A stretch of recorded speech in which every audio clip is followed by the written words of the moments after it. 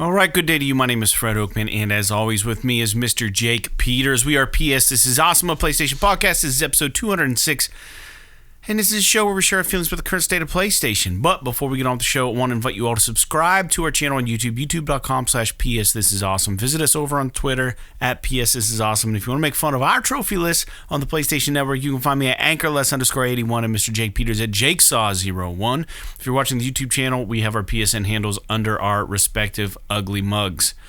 So, as always, you can rate the show, PS This Is Awesome at gmail.com. Most importantly, don't forget to share the show with all your friends. Be sure you leave comments, rate the podcast as you see fit, and as a reminder, this is a video podcast as well, so you can watch the show on YouTube like I mentioned earlier, so be sure to subscribe to our channel over there. And for new and or long-time listeners, we now have a Patreon where you can support the show at a $1 level called the One and Only $1 Club, so head over to www.patreon.com/PS This Is Awesome, and you can become a $1 patron of our show and get a free die cut sticker and a shout out on the show.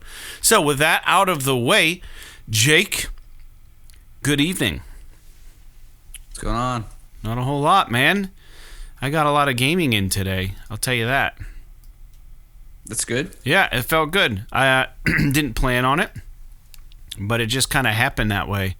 You know, like sometimes you get, you're like, oh, I'm just going to play a little bit this morning, or I'm just going to do this or that or the other, and then like a game just kind of grabs you. And you're just like, shit, like, I didn't realize where the time went, but I've been doing this for quite a while. That's what happened with me this morning. We're recording this on Saturday, the 29th of January, 2022. And outside of just freshly coming out of a video game, it's been a pretty decent day. I went grocery shopping earlier. Man, it's been cold as shit here. I looked at the temperature. It was like 5 degrees, and then it was 12. And then, you know, I don't know. We had a bridge collapse recently in Pittsburgh, not far from here, which is kind of interesting. I don't know if you heard about that. A bridge went down. No one died, so that's good. But that's some regional news. But I don't know. Things are good. I don't know. I'm back to work. I kicked the COVID for the most part. I still have a cough. Trying to think what else has been going on. We have to cut our dog's hair. Do you cut your own dog's hair, or do you take them to a groomer? My dog's hair doesn't need cut. That's nice. That's a power move there. Getting a dog doesn't need a haircut. No. I mean, I would rather have to trim their hair than deal with how much my dog shed. Yeah, your dog does shed a lot. Yeah. They both shed a lot, I think. It's mostly the Dalmatian, but Chloe does shed too. Yeah. Well, it's like one of those things where Charlie, we've always cut his hair. He's like a 28-pound dog, for anyone who doesn't know. And he actually has hair. He doesn't have fur. He's hypoallergenic, so like he doesn't like getting haircuts. He doesn't like clippers. And we can't take him anywhere to get his hair cut because I'm sure he'll just give him a hell of a time. So we kind of have put ourselves in the situation that we have to cut his hair because we didn't train him any better. So it's always like fighting tooth and nail to get, and because he has hair, it grows longer and longer and longer and longer, and it'll get matted like dreadlocks and stuff if we don't cut it enough. And now that we have all this snow in the yard, he'll run outside and he'll do his thing, and then he'll get excited and go through where there's not like a trail in the snow, and then he'll come in the house and he'll just have icicles and balls of snow just hanging off of his hair, and it gets on the couch and it gets the floor wet, and it's just like we have to cut his hair essentially.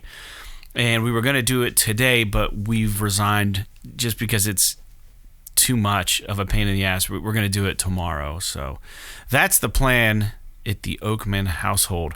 But outside of that, man, not a whole lot's going on. I finished my dice tower. I 3D printed a dice tower for that HeroQuest game. I have a few more miniatures left to paint, but I'm pretty much through them. I have 2 more goblins to paint and 3 kind of like witch lords to paint, and then I have, I think, like between probably 6 Chaos Warriors or Dread Warriors. They're like big, they're really easy to paint. They're real simple to paint because there's not a lot of color to them. It's just like there's full body armor, so it's just like the silver, the dark silver, and then like their shields will be like a color. So those guys will go quick, and then it's done. The figures are done. I got to paint the furniture and stuff, and that'll be a quick 2-day thing probably. So I'm real excited, making progress on that. But I don't know. What about you, man? Are you doing anything this weekend? You said you were fixing a door earlier when I called you. Yeah, just general kind of stuff around the house. I have a lot of hockey. I played hockey Thursday night. I had a game last night, which was Friday night. I have a game tomorrow night.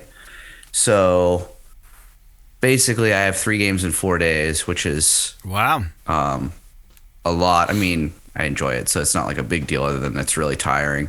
I didn't get home last night till like 2 o'clock in the morning. Jeez. But excuse me. Yeah, not really a whole lot. Just kind of cleaning up around the house and stuff. I've been doing a little bit of gaming, but nothing really extraordinary. All right. Well, let's talk about games we're playing. I'm going to try to put my Christmas decorations away tomorrow. That's my plan for the weekend. Yeah. I finally threw out all the Christmas cards in my office. All my coworkers gave me. Just chucked them on Friday before I went to go home. I was like, these don't need to be on display anymore. Let's talk about some games we're playing, man. So I wish I had played this in 2021 because it probably would have made my Game of the Year selection. And for those who've been listening to the show, know that I picked up Resident Evil Village on Black Friday for like $20 or something. And I got it, and I was doing a little bit of research, and I can't believe that Resident Evil 7 came out 5 years ago. Like, it feels like that just came out. But that's about right. Yeah. That's crazy. Yeah. So, for those who don't know, Village is a continuation of Ethan's story from Resident Evil Village. You beat Village, right? I did, yes. So Ethan and Mia, it's a continuation of their story, and there's some crazy twists. I know you guys have all seen the trailer when they announced it with Chris Redfield, and it's weird. It had like this medieval setting, where there's like it looks like you're like in a castle or like back in the old days or something. It was kind of a real cool aesthetic. I've got a few things to say about this. I beat it in like 3 days. Resident Evil games also are like pretty synonymous with being relatively digestible games, right? Stories. And I figured that out when I played 3, and it was only like 5.5 hours to beat it. And Resident Evil Village took me a little over 9 hours to beat. And I played it on normal difficulty, and it's a little more like... It's probably not for diehard, because I feel like there's like two... There's maybe 3, right? Maybe there's 3 tiers of Resident Evil fans. Like, there's the tier of people who just like... Or I guess if you looked at it like a Venn diagram... you would have 3 overlaps.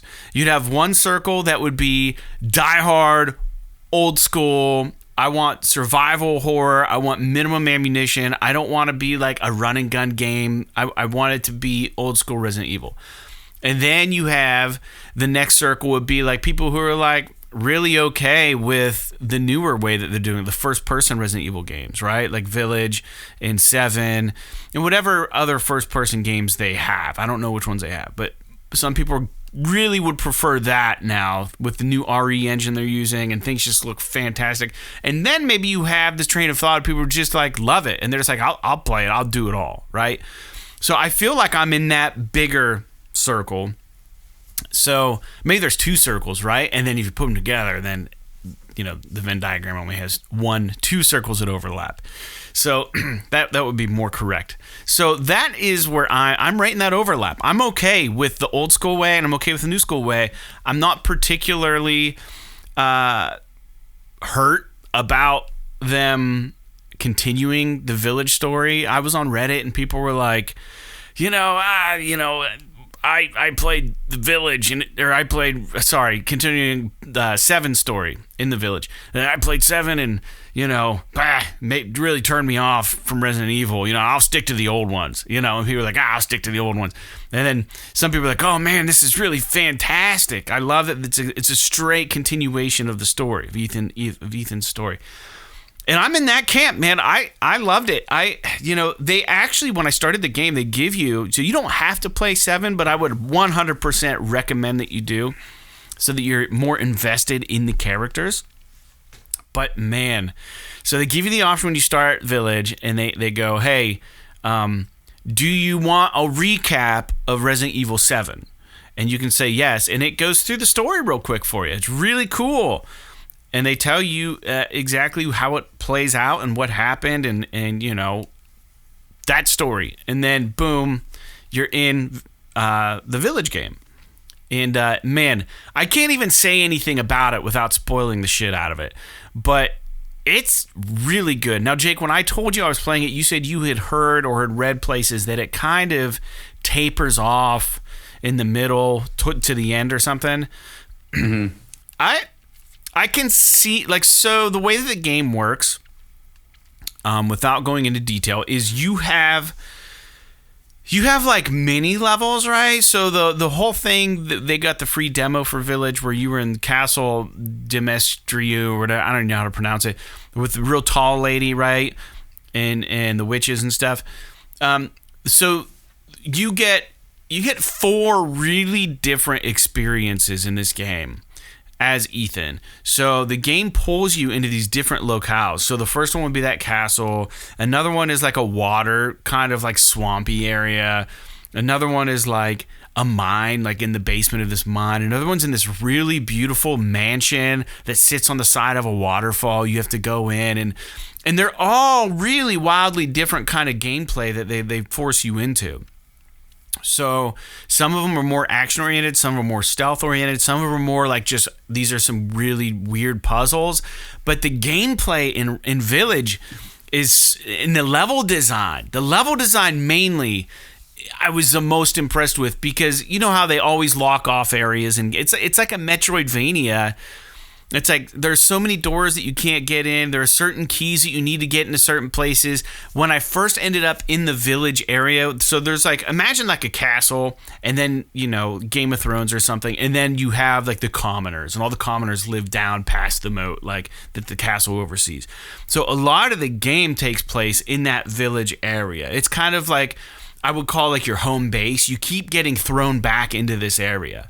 So my first experience there, I was like very unleveled up. My weapons weren't upgraded, and there were all these places that were like, oh, this lock can easily be picked, as I'm rooting through the different buildings and stuff and running into different NPCs, and I'm finding like, oh, you need a crank to wheel the water well up, and I'm like, okay. And then I took a turn through a door, and then it like locked me out of the Village, and I started like the Castle Demestriu thing, and I'm like, oh shit, how did I just not find the lockpicks, or did I not find the wheel, and did I miss all this stuff? But the way the level design is so clever that like as you play through the game and go through like the story content, it'll shoot you back out in a different part of that Village with more tools to do stuff in that common area. So it's really fantastic. And then there's a lot of that goes on in the miniature levels too. So like in the castle, there are certain keys that you need to get into certain areas. There's little secrets and hidden things all over the place. And they do a really cool job of to like level up and stuff. They have this character called the Duke. He's like this really obese dude, and he's got a wagon, and he has like all these like different meats and stuff hanging off of his thing, and different trinkets, and he's like, hey Ethan, good to see you again. And every time like you made it through like one of the levels, you'd be like, well, I'm really happy to see that you got through that. How can I help you? You know, and Ethan, like your character, is like, who are you? No, he's thinking, you can hear his thoughts, like, who is this guy? You know, and then, you know, so you can get upgrades from him, and you buy them with coins that you earn from killing monsters, and also coins that you earn from finding trinkets. So like you can find, like, let's say you find like a piece of, let's say you find like a wooden horse, right? Okay, cool. I found a wooden horse. I go into my inventory, and it says valuable, but valuable/combinable, which means if I find another piece somewhere in this game that attaches to that wooden horse and I combine them, that'll be worth super a lot of money. So you can find these trinkets and sell them back to the Duke, and he gives you money for them. He goes, "You find anything valuable out there?" And like you're like, "Oh shit, yeah, I did. Yeah, here I found this cool like fucking wooden horse. You know, what will you give me for it?" And then he like gives you some money, and then you can use that money to level up your weapons or buy more ammo. Or one thing I didn't do. Resident Evil has a feature where you can upgrade your health permanently and upgrade blah blah blah permanently. The way to do this is through the Duke, but you have to find animals in the village or in different levels, and you have to slaughter them and take their meat, and he makes you stews from the meat that you gather. And of course, to take up space in your inventory, like all Resident Evil games, the inventory game's big. I mean, you can increase your inventory by buying extra inventory from the Duke. So it's really fun, man. And the RE engine, whatever they're doing with the graphic quality of these games, and how smooth it is and how good it looks, man, it's really something special. And the story is so good, Jake. Like towards like dude, there's a turn in this story. We're just like, what? Like I think I went, what? No. I was like really invested. I was like, you got to be kidding me. That's crazy, you know? Because I was so invested from 7 that you find out something that they throw in your face towards the end, and it just mind blows. And then there's a nice little nugget where, without spoiling anything, they pull a little Last of Us on you where you get to play as another character for a bit, and that part's fucking fantastic. So anyways, with that being said, you need to try Village if you're at all interested, and I think you would freaking love it. It's a great PS5 game. It looks so good. It plays fantastic. It's cheap enough now. The listeners ought to check it out. I know we have a lot of listeners who don't like the horror story stuff, the horror games, but whew, buddy, it's so good. It's so good. Yeah, that's cool. I'm really glad you like it. I'm super interested in playing it. I have it on disc. I just heard that. So when I said that, I heard that it tapered off. I think it's just that a lot of people were disappointed that like all of their marketing and everything was surrounding Lady Dimitrescu and her castle in the village and all of that stuff. And then here, that's like the first third of the game, and then it's just like over. The first fourth, yeah. Yeah, and so like people were just like, what the hell? Like this was a super interesting character. This is a really cool part. And then it ends up not even really being the main crux of the game. The story. It's just like, It's like the intro part of it. Yeah. And so I think that's what I mean, I don't know. I haven't played it. That's just kind of what I've heard about it. But yeah, I'm definitely interested in playing it.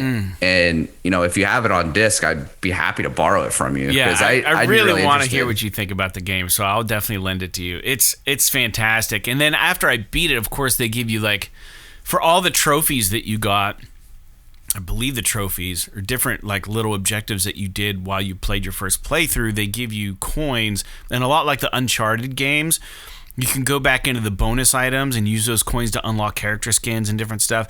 But one of the features that I can unlock for a second playthrough would be like unlimited ammo for some of my weapons. And like that would make it so fun because I was constantly, while it wasn't one of those games where I felt the need to hoard my ammo and stuff because there's a crafting system built into it. Just like you can craft medical plants and stuff. Sorry, my phone's going off. I got to turn this off. But while you can do that, you have to be mindful. You know, the enemies take quite a few bullets. They're a little spongy at times. You know, with the handgun and stuff. And you know, you're like, oh, I've got 56 rounds. I'll be good. But you get a swarm of like the lichens or the zombie guys that come at you.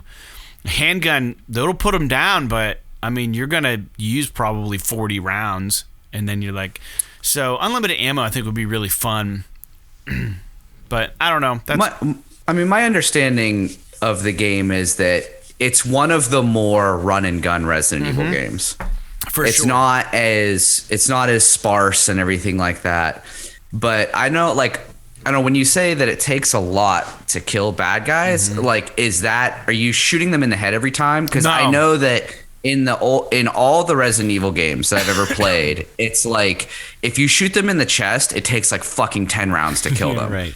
But if you shoot them in the head, you can usually get them down in 1 or 2 rounds. Yeah. So you have to really, really take your time and aim to like conserve your ammo. And it's tough in this game.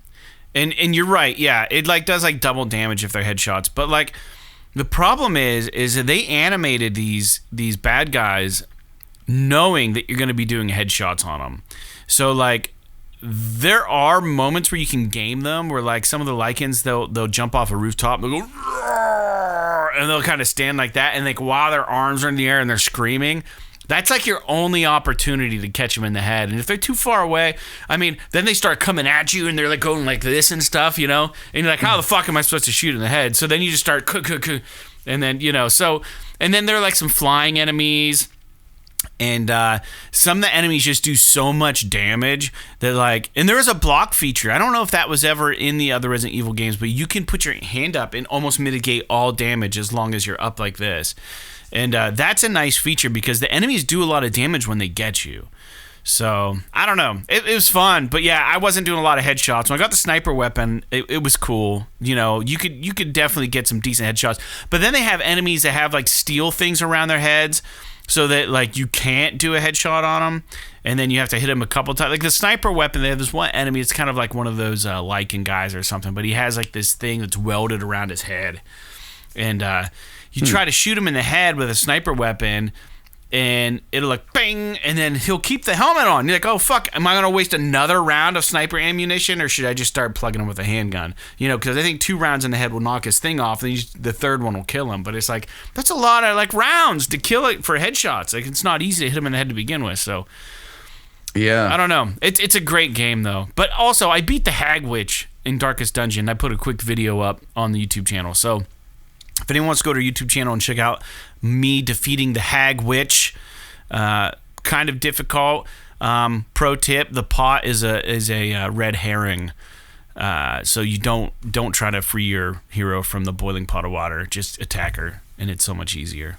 So, all right, that's all I got on that. Jake, you said you didn't really play any other games? I've been playing Outriders. Oh yeah, right. You said and dude, Outriders is fucking awesome. I'm not gonna lie, it's really good. It's really fun. Cool. I mean, it's a little bit like the polish in terms of like the animations and stuff are a little bit janky, but like it is just the combat is so fun and unique, and it's a cover-based shooter, but it actually kind of it benefits you to play more aggressively because you actually heal by using your abilities to damage enemies and shit. I don't know if you played the demo or anything like that, but I'm telling you, I don't know how far I'm into it, but I've been playing it all this week, you know, an hour or so a day, and I've just been really, really enjoying it. And I think that if it ever like goes on sale or something like that, and it's ever cheap for PS5, you should just pull the give plug, it a shot because it's really good, and you can play it all by yourself, or you can play with other people if you want. So you can play it all co-op if you want, or I don't know how many people you can have in a party or whatever. But it's got a really good like item modification / like kind of crafting system where, you know, like in games like Diablo and other RPG-esque games, you pick up an item and it has like some sort of special attribute that like enhances maybe a skill that you have. Yeah. So like, you know, for example, we were talking about Outriders. I'm playing as the Trickster class, which is like the assassin type class. It's a lot of like teleporting behind your enemies and like slashing them and shit like that. And so one of the abilities is the ability to do this like slash where you like slash them with your altered powers, whatever the fuck that means. And they like become transparent where like their skeleton is just there and then they'll just fucking explode. And it's like you use it once and then there's a cooldown, but there's an attribute you can get for like armor where if you get it, it'll allow you to use it twice before it cools down. Okay, that's cool. And so that's like an example of like one of the things that you can do. Like a boon, yeah. Right. So this crafting system, the way that it works is that, so in order to do crafting or modification to weapons and items, you need resources. And those resources you get by one, like killing guys and mining materials from the environment, and two, by salvaging items that you pick up. So like items you don't need anymore, you can salvage them and you'll get materials back. Yeah. Well, one of the things that's cool about it is that if you have an item that has one of these buffs on it for one of your skills or whatever, when you salvage that item, you learn that buff. And now you can actually, in the crafting system, you can apply it to whatever weapon you want, as long as that weapon has a slot that you can attach a buff to. So like, let's say, so for example, I do this all the time where I'll pick up a piece of, let's say I got a helmet and I really like the buff that's on it because it like, you know, like I said, let's just use that thing I said as an example. It lets me use this skill twice before it cools down. Yeah. And I pick up a new helmet that is better in every way, but it has a skill buff on it that I don't like. I can actually switch them out, salvage the one that I had on previously, learn that buff, and then go to the guy that does the weapons or the item modifications, and then apply that buff to like overwrite the buff that's on because you already found it, so it's yours to use. Because I already found it, so it allows me to put it on there, and it allows you to really like kind of tailor your items to the way you want to play. Because like Diablo has a really different. It's like a different way of doing it. It's a similar kind of system, but like in Diablo, usually you'll find legendary items that are really good, and then you'll pick the abilities for your class that match the items that you find. Yeah. So in Outriders, it allows you to kind of do the opposite. You can pick whatever skills you really like using, and then just, if you have learned the attributes already, you can apply them to whatever fucking items you have, just so that you can use the skills that you want and play the way that you want. And surely there's a limit to how many you can put on at a given time, right? Oh yeah, no, like weapons have slots. And if you like, you know, depending on the rarity, like there's like common, which is like white, and then there's uncommon, which is green, and there's rare, which is blue, and then legendary is purple, and then there's like epic weapons or whatever, which are like gold or what have you. So like depending on the rarity, it gives you a certain number of slots from 1 up to 3. Yeah. And so you have to have at least one slot to be able to apply one of those attributes to it. Yeah. And the other cool thing about the modification system, and I don't know if I've ever seen this, it's probably been in other games, but I don't remember using it before, is that if you have the resources, not only can you change what buffs you put in and out of your weapons, but you also have the option to level up a weapon. So it just generally increases the attributes of the weapon. Yeah. Or you can increase the rarity of the weapon. So like, let's say you have a rare item, you can pay some amount of resources, increase it to a legendary, go from a blue to a purple, and then now it adds another fucking attribute slot so that you can like add another buff to like skill buff to your weapon if you want, or your shield, or you don't have shields, but like your whatever item it is. So like the I'll call it the crafting system, but it's really like a modification, because you're not crafting new items, you're just modifying the ones you have to either be a better level, a higher rarity, or modifying whatever the skill buffs are that are in it. And it's just awesome. Like, it works really well. Like, it's really streamlined. It's not super deep. Like, you don't have to sit there and fucking micromanage all of your shit to like make it work really well, which is something that like I don't have time for anymore. So I appreciate a system like this where like it's not necessarily like it's kind of RPG light, but it's still very RPG-esque where you're like leveling, you're picking all your items, you're picking all your skills, you're matching your items to your skills so that it buffs everything right. You're picking you're trying to, you get 3 skills you can have active at once, and you try to pick them so that they kind of complement each other. Like to give you in like your weapons, the buffs that your weapons get are buffs for the weapons. They're not buffs for your skills. So like all your armor will buff your skills. All your weapons have buffs for the weapons. So like a gun that I have, for example, it was a blue item. So it had 1 slot in it. And the buff that was in there was shots will freeze enemies, which is cool. Like, okay, I really like this.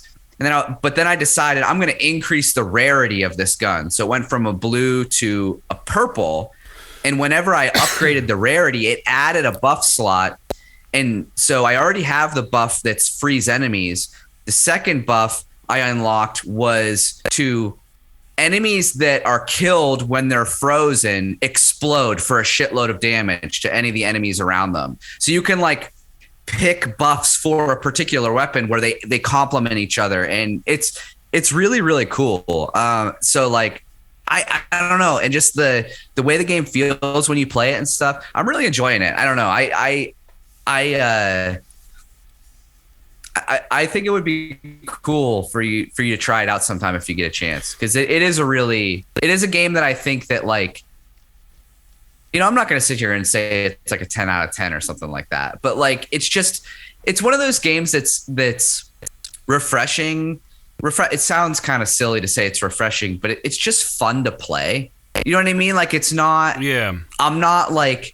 A lot of games like the Resident Evils and The Last of Us and the God of Wars and shit like that, I have to like prepare myself mentally to play them sometimes, because it's like the atmosphere and the weight of the game and the story and everything. It's more of an experience than it is just gameplay. Mm-hmm. And while there is like a story that's kind of interesting and stuff in Outriders, the real like gem of the game is just playing it. Like it's just fun to play. The combat is fun. So I just sit down and I just fucking run around and kill shit.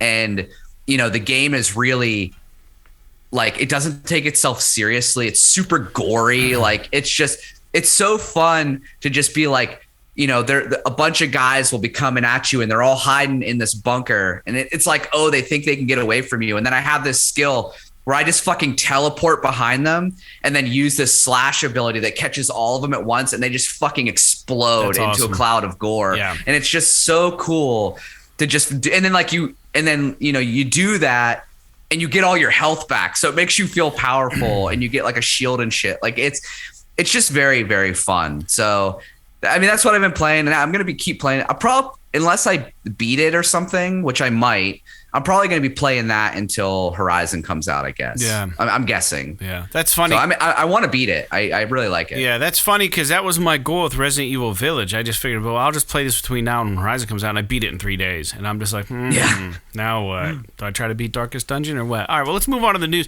Well, actually, first, we promised the listeners we would do this quick PlayStation quiz on Push Square. We didn't do it last episode. We were going to do it this episode. So if any of you guys went and did that, Jake and I are going to do it for the first time now and see, you guys can stack your score up against ours.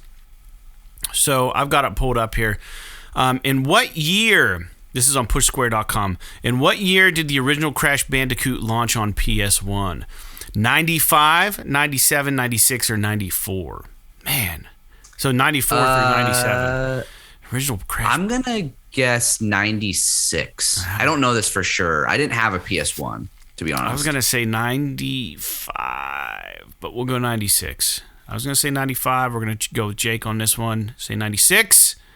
Correct, buddy. All right, my dude. Nice. Welcome to the PS This Is Awesome Patreon page. For those of you that don't know, my name is Fred Oakman. And I'm Jake Peters. And we're a PlayStation podcast currently in our 10th year. Our first episode aired in July of 2012. Where we discussed and speculate on the arrival of the PS4. Over the years, we've used this podcast to take a break from adulting, share our love of video games, and in particular, PlayStation. The audio podcast is available on all major streaming services, and we have recently made the leap to uploading video content and video podcasting to our YouTube channel, as well as the very occasional Twitter post or live stream. Over the years, we have covered everything from PS3 to PS Vita through the launches of PS4, PSVR, and now PS5. As our audience has grown over the years, we have decided to start this Patreon with the hopes of creating a medium in which we can give you the opportunity to help support our show. And as a test bed, we're starting with a single tier. It's called the one and only $1 Club. So with your support at the $1 level, we're going to mail you a premium vinyl cut sticker and give you a shout out on the podcast.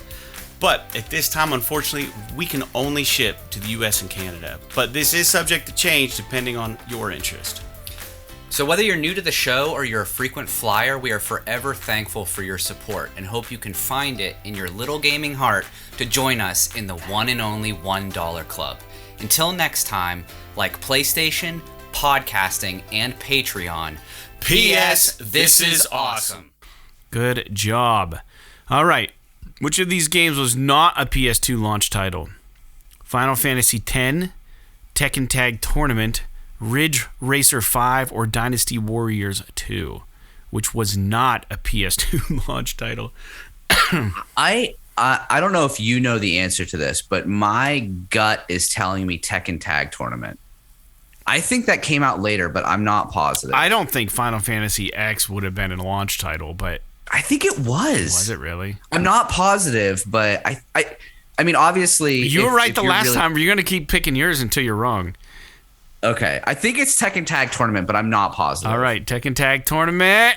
Final Fantasy X was the correct answer. Oh God, you were right, the reason why I said that, let me explain, so I don't feel too stupid. Mm-hmm. The reason why I said that is because I remember playing Final Fantasy X.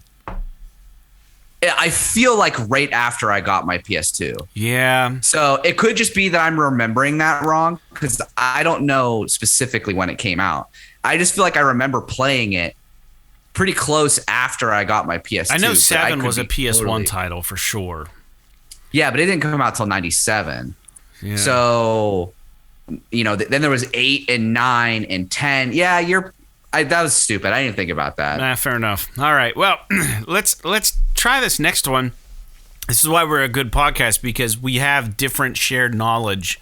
We'll say we got a half a point on that one because no, we're 100. Well, yeah, you're right. Fair enough, because I got it. Yeah. I mean, I still answered it right, but all right. How many Ratchet and Clank games are there as of 2022? 10. Oh my God, there's so 12, many. 15, or 17? There's no way there's... I'm not going to be able to answer this, but I think... I'm going to go 12. I would probably guess 12. One of the middle two. I'm going to say 12. If it's 17, I'm going to lose my shit. It's 17! 17 Holy Ratchet hell. games? Well, they did all those like weird little ones. Those like little downloadable games and shit that I never played. But there was the original trilogy... And then they did like the Clank games, and they did like Quest for Booty and all that shit. Yeah. And they did All for One. They did the remake now of there's one. 2 games. What's that? There's remake of one, then there's the Rift Apart. Yeah, there's a lot of them. There's a lot I never played. That's why I had no guess for this. I didn't think there would be 17. No, that's ridiculous. All right, so there might even be a mobile game. Yeah. Who was Soul Calibur 2's special guest character on PlayStation 2? Was it Ezio from Assassin's Creed? Was it Lara Croft? Was it Heihachi Mishima from Tekken? Or was it Cloud Strife? I'm going to go Cloud, dude. No, it was Heihachi Mishima. I can tell you the answer to that right now. Good job, man. Yeah, because I actually played that game. Fair enough. So it was because I've never really been a fighter fan, but Tekken 3 was like my fucking jam on PS1. I never got into Tekken or Soul Calibur. And I just liked the story, and like there was an anime movie, an anime Tekken movie that I was really into when I was younger. Yeah. And so between that and like really liking Tekken 3, I kind of, even though I wasn't a huge fighting fan, I kind of gravitated towards that a little bit. And so when Soul Calibur 2 came out, I specifically remember Heihachi Mishima, who's like the M Bison of Tekken. Mm-hmm. So he's like the main bad guy. Gotcha. And so that was kind of cool to see that, because he was a PlayStation staple. I can't remember who the Xbox guy was. I remember it being somebody cool though. Yeah, I don't know. Anyway, continue. This next one's easy. Yeah, we don't want to take too long on the quiz, but this next one's super easy. You and I are both Vita fans. What was the name of the PlayStation Vita exclusive Assassin's Creed game? Do I even have to give you the multiple choice? Do you know it off the top of your head?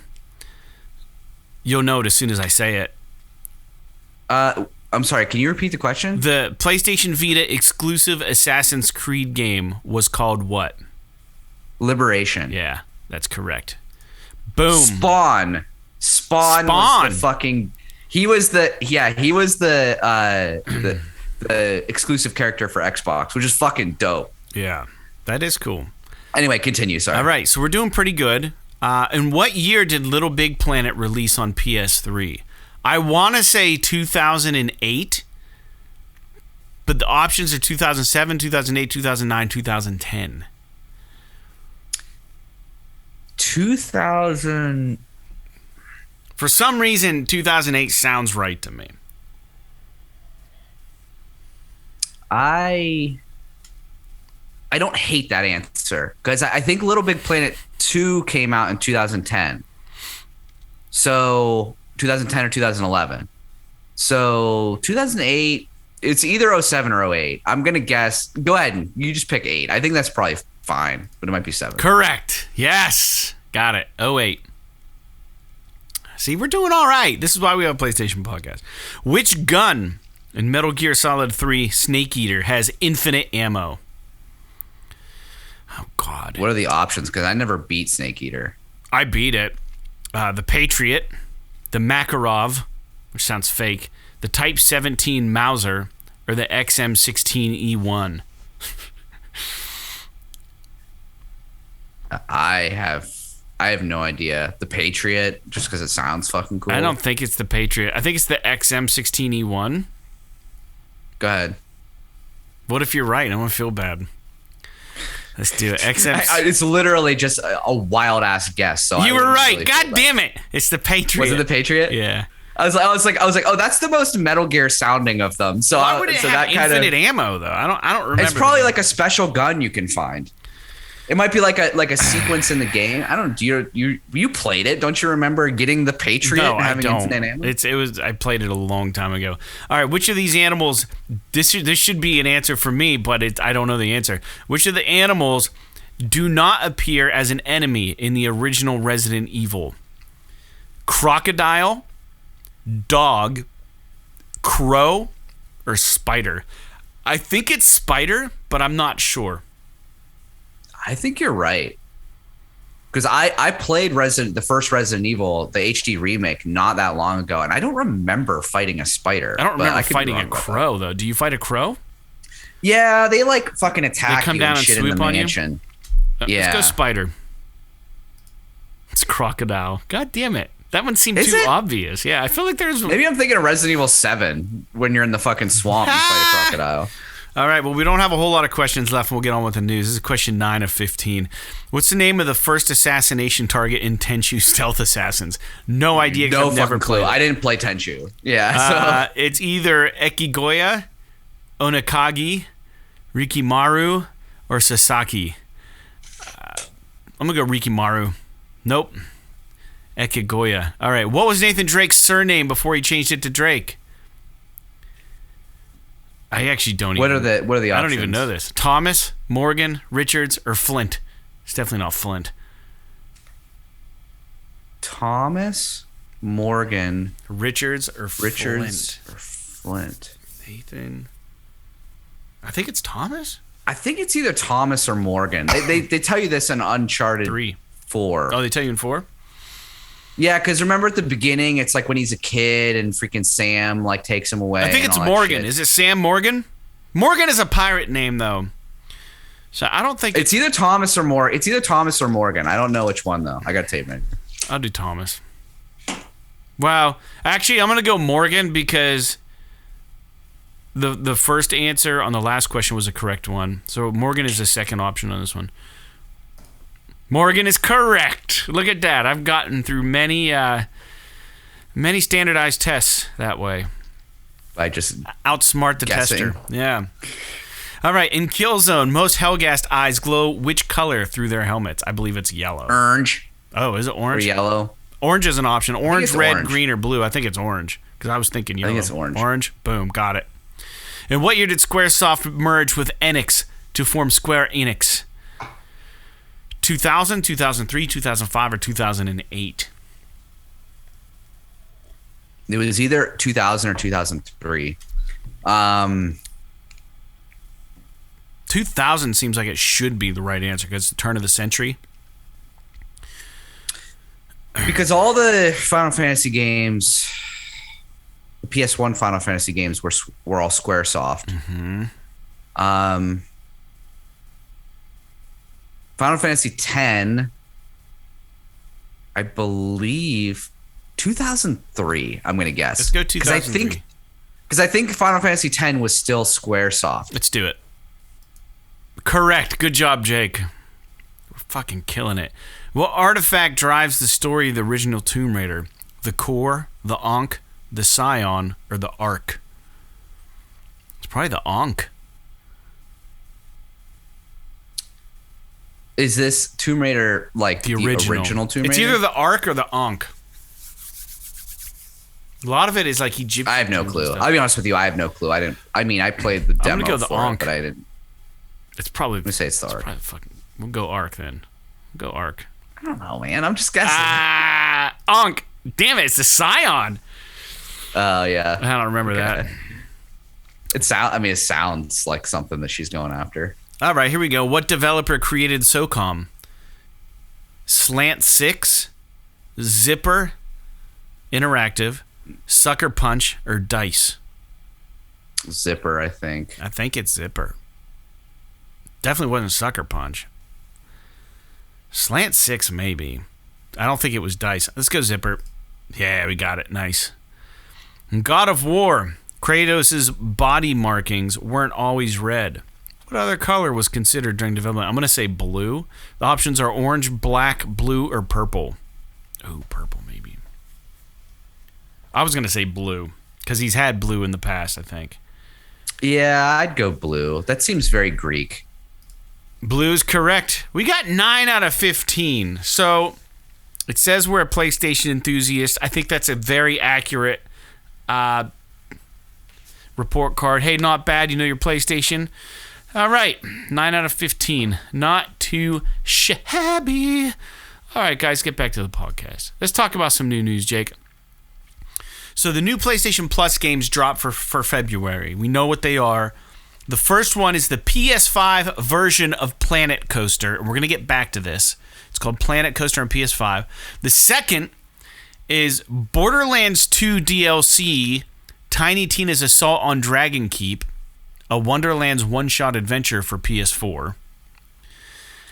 And I'm pretty sure that this DLC was what prompted the making of Tiny Tina's Wonderlands. Yeah, I'm sure. So if you want to get like a feel for what Wonderlands is going to be like, this is probably a good kind of way to dip your toe into that sort of a little precursor atmosphere, right? That world, you know. And then it looks cool. I don't know if you watched anything about it. Like it looks just like the trailers for Tiny Tina's Wonderlands. Yeah, but this came out a long time ago, though. This, I think, for Borderlands 2, right? It came out a while back, so it's an older game. And then EA Sports UFC 4 on PS4. So let's first just discuss the game selection. How do you feel? Planet Coaster on PS5? Yeah, fine, give or take. That's fine. I think a lot of people are unhappy about the Tiny Tina's Assault on Dragon Keep Wonderlands One-Shot Adventure on PS Plus because in 2019 we were given the Handsome Jack collection as a free game, and that was included in that. So a lot of people feel like they're getting ripped off here. I believe it has an $8 price point for the. I don't know that I necessarily call it a. I don't know if I necessarily call it a ripoff, but I would definitely say that it's a little bit cheap. But what this tells me is that I'm guessing that they're because the release date for Tiny Tina's Wonderlands has not been announced yet. Oh, it's right? no, it's out there. I have it on my phone here. Yeah, I'll tell you real quick. I have it pulled up, dude.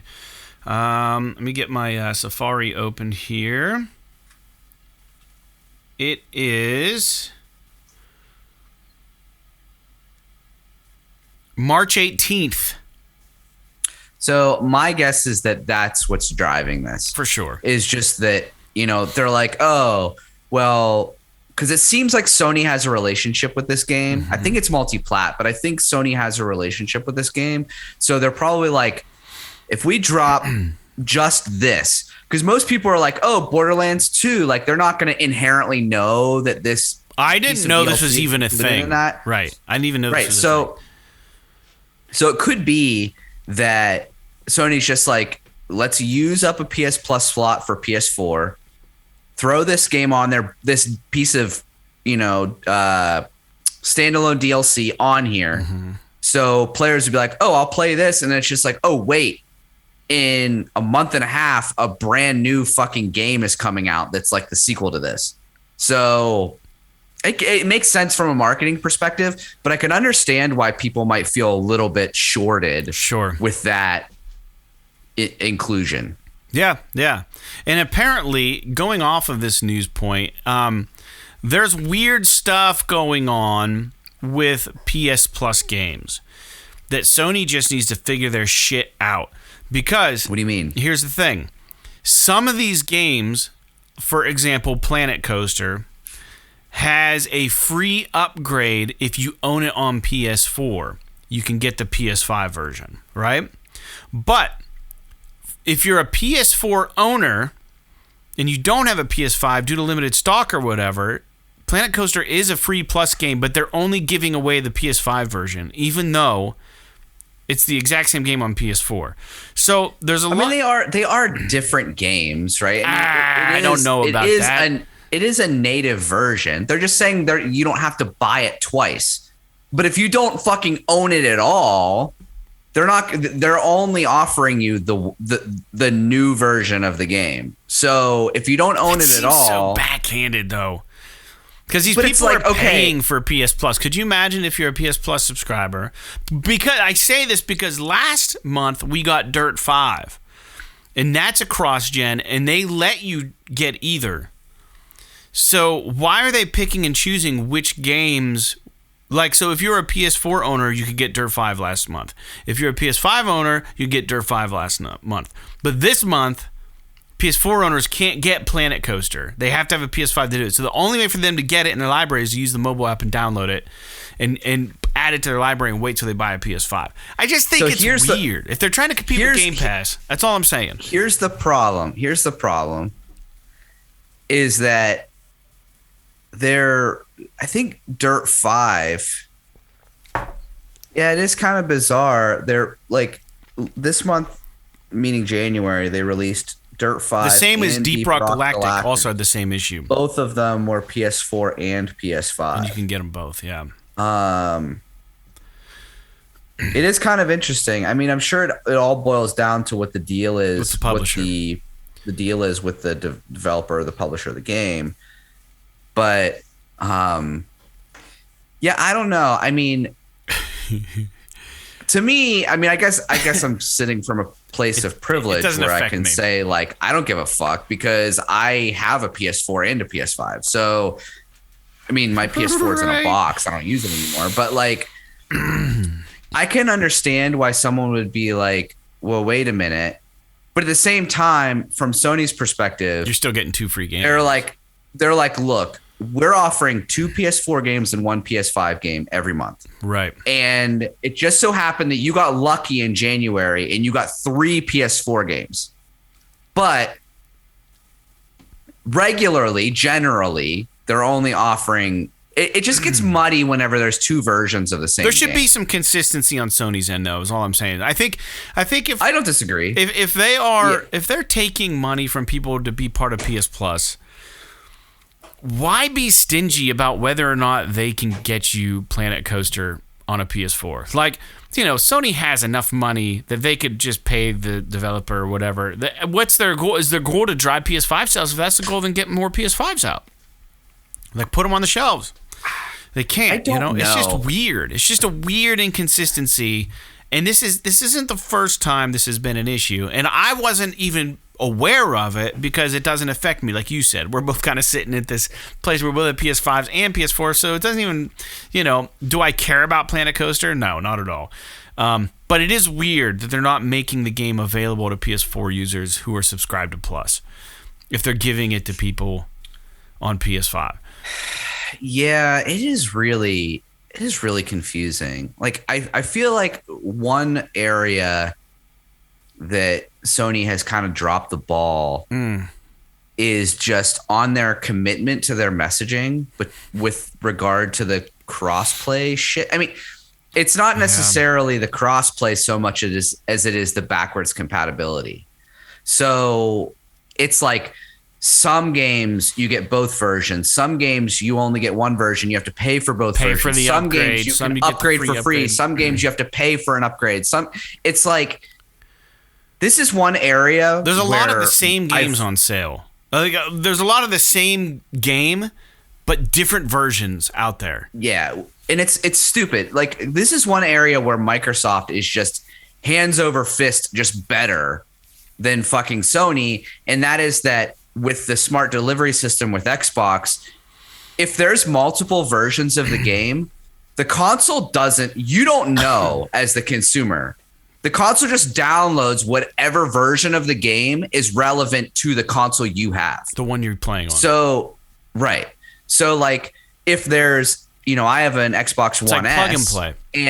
And I have I have an Xbox One S and I have an Xbox Series S. And I was playing Outriders originally on my One S. I still fucking hate the names of the Xbox consoles. So I was playing on my One S, and then whenever I downloaded it on my Series S, it was never like, which version do you want? Like, whatever. It was just like, no, you just download Outriders. Right. And it's like, oh, I got the newest version of the game. But I didn't, it was completely transparent. I had no indication of like, do I need to upgrade? Do I need to do this? Do I need to do that? And it's like, no, you have the version you have. So if you had like a PS, like in Sony's world, it would be like, oh, if you have a PS5 and you go to buy the game on the store, like, I don't know if you've noticed this, but you can buy like the PS4 or the PS5 fucking version of the game. Mm-hmm. It's like, no, just only have the PS5 version if I'm on my PS5. Why are you fucking giving me the option for both? So, and then you can like with what was it?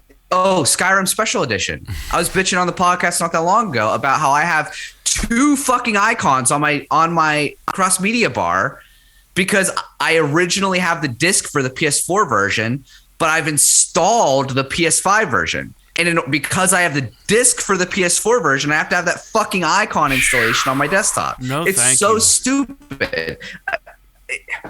I don't know. I mean, I can rant about this all day probably, but yeah, there's just the inconsistency. It's not like what they're It's not like what they're doing is wrong. They just need to tighten it up, clear up the messaging, be consistent, make it so that the put a governor on the system so you don't download the wrong version. Right. Do something. It's ridiculous. All right. Anyways, so we like Sony, but we get frustrated with some things. So Warner Brothers, Jake, they're holding fast that Hogwarts Legacy is still going to come out in 2022, despite the scuttlebutt going on the internet saying that it's going to be pushed out to 2023. There's been some rumors on the internet just saying that development has been very difficult for this game, and people are saying that it's probably going to get pushed back. But Warner Brothers has come out recently and said, nope, this game's coming out in 2022. Essentially, that's the gist of it. So I think this game looks awesome. So because I think it looks fucking cool, and my wife is a huge Harry Potter fan, so I think she'd be interested in it. So I hope it does, but I hope they don't rush it out to be like, oh, we're trying, we're going to prove everyone wrong. We're going to fucking release it on December 31st of 2022. And it's going to be a steaming pile of shit because we didn't take our time with it. I would much rather them just be like, hey, we're still planning on releasing it in 2020. Like, I just wish the messaging was a little bit more like direct. Yeah. Like don't say this shit if in 8 months you're just going to delay the game because you're not ready. Right. Say like, hey, we're still planning on releasing it this year, but shit happens. Yeah, it does. And, like I hate when they're like, they double down. It's this year. And I know they got to do it to like fucking jerk off their shareholders and shit like that. But it's like, just be honest. Right? Just let us know. I know. I know they got to do what they got to do to keep their stock price up and everything, and I appreciate that. But it's frustrating from a consumer perspective. There could also be the game plan that, like, as long as that's the message you're sending to the public, then that puts more pressure on the developers to hold to it and try to get it done, right? As soon as you cave as the publisher and you're like, nah, I got pushed back, then everyone at the developer is like, whew, buddy, thank God they said it because this wasn't going to happen and we were stressing out, But as long as they keep that pressure on, then they're driving their developers to work harder. So that's my guess. And I know there's a lot of buzz about whether people are working too hard at game developers and overworking, all that kind of stuff. We're not going to get into that, but my guess is that also just doubling down on the fact that it's planned to come out in 2022 is a way to keep production in the game moving forward. Instead of like, because I know as a supervisor, like as soon as I tell somebody something isn't due until next week, and they thought it was due like yesterday, they just take it and set it aside. And I'll get to it later. Yeah. You know what I mean? So there's some of that going on probably too. So Death Stranding Director's Cut is coming out for PC on March 30th. It's a game I still haven't played. It was on, wasn't this on your back catalog list of games you wanted to play? I started it and I played like probably 5 hours of it, but I'd like to get back. I'd like to finish it. I'd like to get back into it. My understanding is that I was just getting to the part where it starts to like open up, like not open up, but like become a little bit more convenient. Yeah. Because like the first couple hours, man, you're just fucking walking around and like, yeah, the atmosphere's cool. The music's cool. The story's cool. But like, I don't know, like at the very least, if you're going to make me just walk around carrying packages, give me like a mode where it's like, fuck it.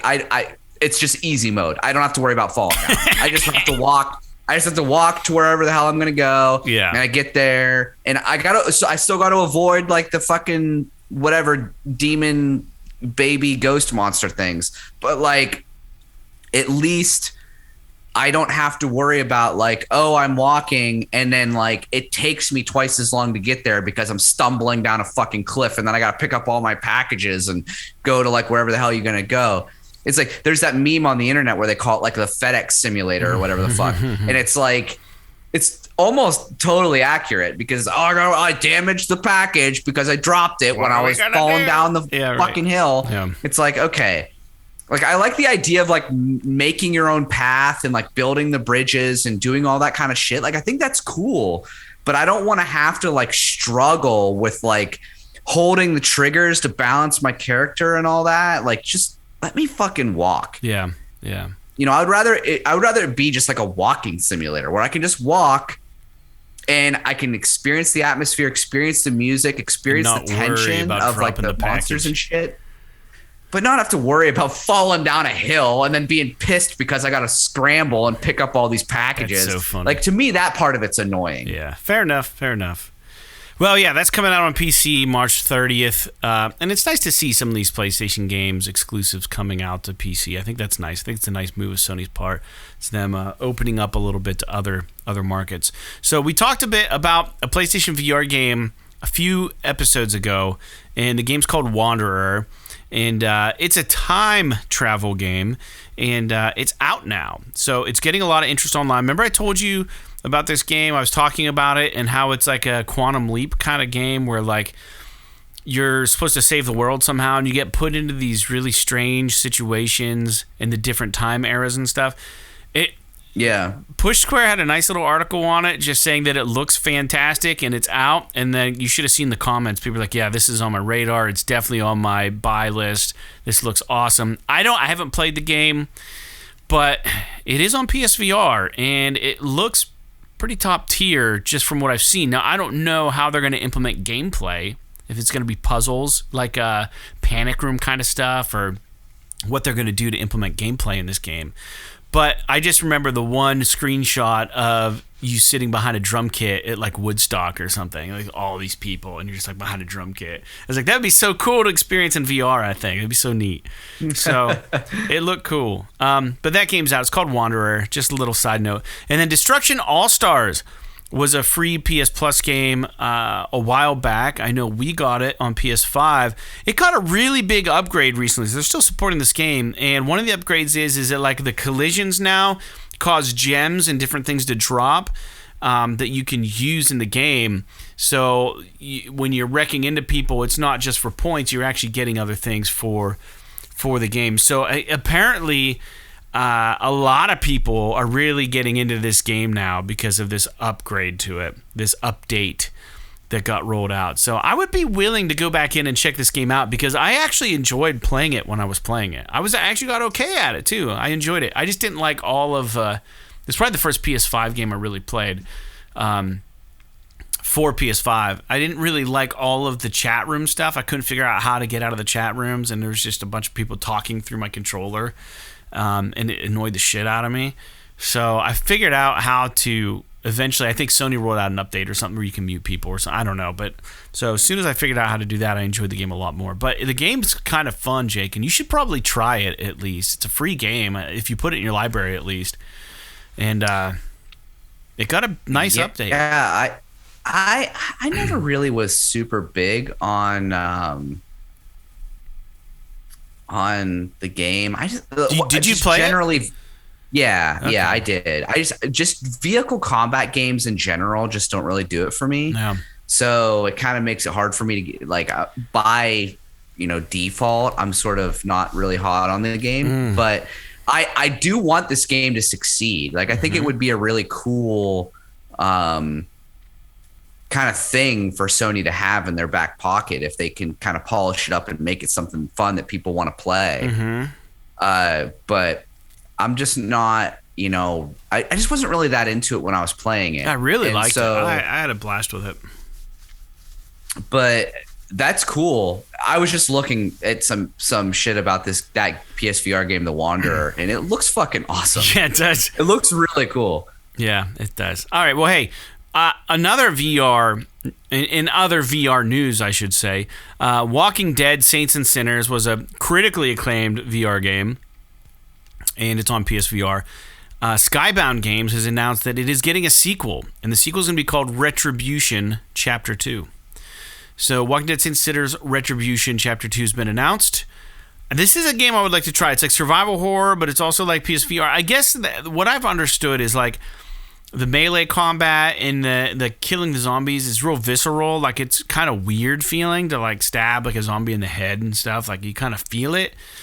I don't know how you feel it, but I guess it's just tricking your brain or something. But it got really good reviews, this game. And I don't know what the story is, or I just kind of assumed it was just like you're in this world, just stay alive as long as you can. But I guess if there's a story to it, I might get into this and try it out. Huh. We don't know if this part 2 is coming to VR 2 or if it's a VR game or if it's even PSVR. We don't know if it's going to be just Oculus. We don't know, but they have announced that they did greenlight a sequel. So that's exciting. That's cool. Yeah. So I have new games, but I don't have all the new games. I have some on my phone that are coming out. Usually I pull this off of Push Square. So February is a big game release month. So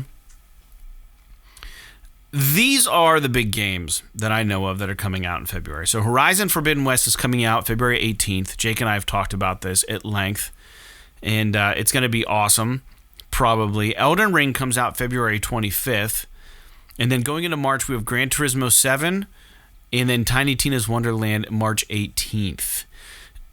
So other games coming out in February on PlayStation per Push Square. February 4th, it says Dying Light 2. I don't know if that's happening or not. Is that right? Is Dying Light 2 coming out? February 4th, yeah. Okay. Then Road Redemption PS4, Maglum Lord. It's also coming out on PS5, Dying Light 2. I stand corrected. Edge of Eternity on February 10th. And that's weird. The PlayStation 5 version of Edge of Eternity comes out on February 11th. Unbound Worlds Apart on PS5. And that's coming out the 11th. Bassmaster Fishing, February 11th. Dynasty Warriors 9 Empires, February 15th. It is a big, big month. The King of Fighters 15, February 17th. Infernax, which looks like a 100% Castlevania rip, February 18th. I don't know how companies get away with just straight up ripping off these old classics. So I don't think it's a rip off. It seems like it's much more involved. Like it's more of like they've got like skill elements to it, and it's a little bit more, I think it's more like, I think it's less of a rip and more of a inspired by. Sure. Kind of But I mean, it's just so obvious, right? That where it's taking it's where it went to school, so to speak. Monarch Deluxe Edition on PS5 is coming out February 22nd. Monster Crown on PS4, February 22nd. Assetto Corsa Competizione, February 22nd. Truck Driver Premium Edition, February 22nd. YouTuber's Life 2, February 22nd. Martha is Dead, February 24th. Grid Legends, February 25th. Tormented Souls, February 25th. And Atelier Sophie 2, The Alchemist of the Mysterious Dream, February 25th.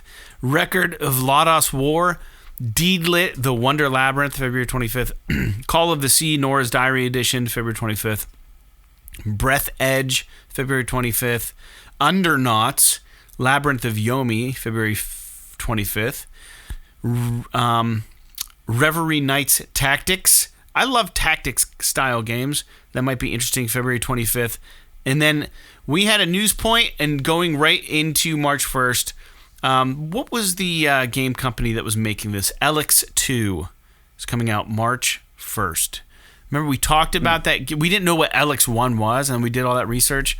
I forget who the company was. Was it it was that game company that bought a ton of games out, wasn't it?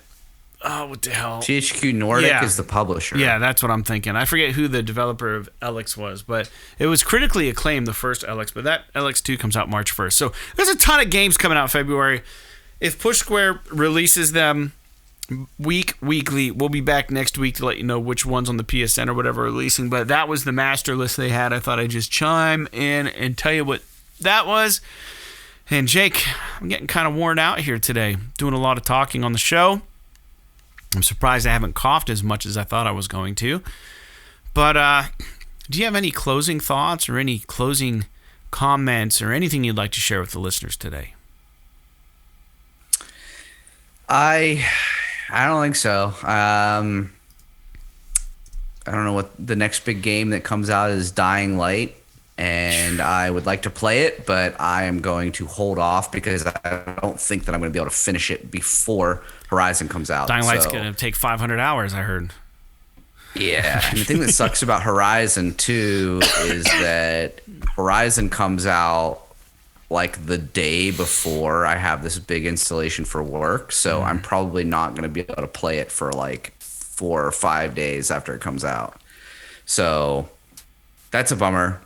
Put the blinders on, dude. Just don't pay attention. Generally, I would say there's a lot of good games to play, so fucking play them. Fair enough. I just want to make one comment, and I was going to comment on it, but then I was like, maybe I shouldn't because the people on YouTube won't be able to see it because of the way I have your image crop. But the way we do the show is we do a Zoom call, and then I grab the screen of Jake, and I crop it out so you just see his head. But what I can see, what you can't see as a viewer, is Jake has a Yamaha hoodie on. And my first electric guitar was a Yamaha Pacifica. And I liked it so much I bought a second one. I had a second one. But yeah, I just wanted to comment on Yamaha have kept that logo and that brand for so long, that little circle thing. It's so funny because Yamaha, like this hoodie is specifically a Yamaha motorsports hoodie, so like motorcycles. But like the same logo for everything.